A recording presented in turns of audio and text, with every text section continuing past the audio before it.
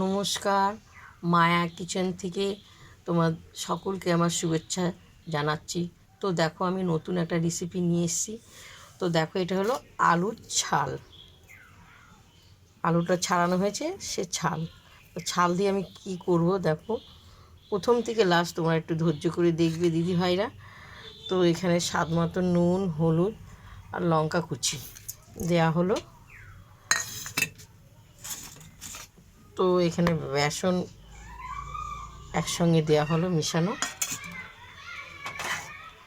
তো দেখো, এটা চালের গুঁড়িগুলো দেওয়া হলো।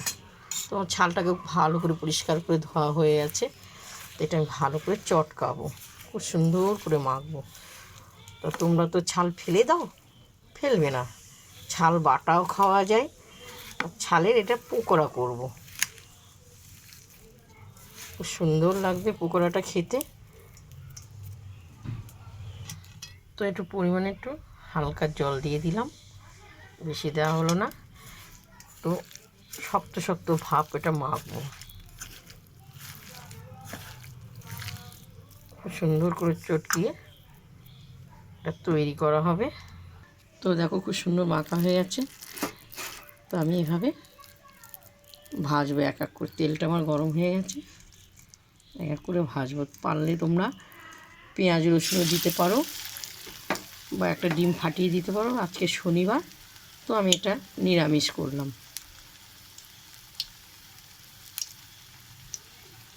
খুব সুন্দর লাগবে খেতে, নিরামিষটাও ভালো লাগবে। তোমার পেঁয়াজ রসুন দিয়ে ডিম দিয়ে করলেও আরও সুন্দর লাগবে খেতে। আমি এক এক করে এগুলো সব ভাজবো।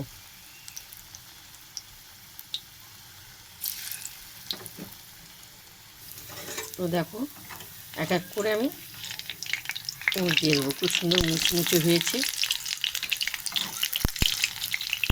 খেতে ভালো লাগবে। তো তোমরা মুড়ি দিয়েও খেতে পারো, গরম ভাতও ডাল দিয়ে খেতে পারো। তা বিকেলে টিফিনে হয়ে যায়।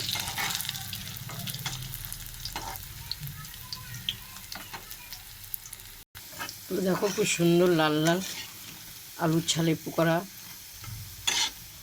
হয়েছে।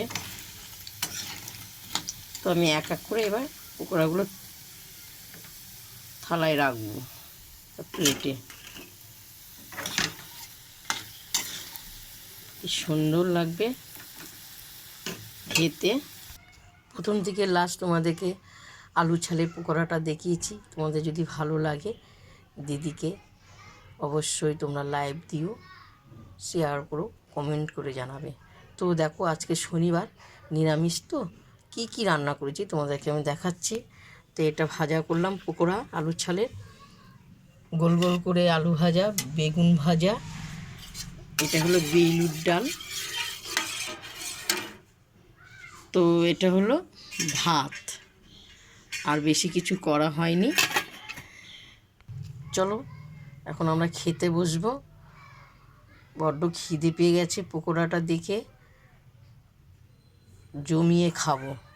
ডাল দিয়ে, পকোড়া দিয়ে, গোল গোল আলু, বেগুন ভাজা, অপূর্ব লাগবে খেতে। হাত চেটে পুটে খাবো, অসাধারণ হবে। তোমরা এইভাবে খেও দিদি ভাইরা, ফেলে দিও না ছালগুলো আলুর।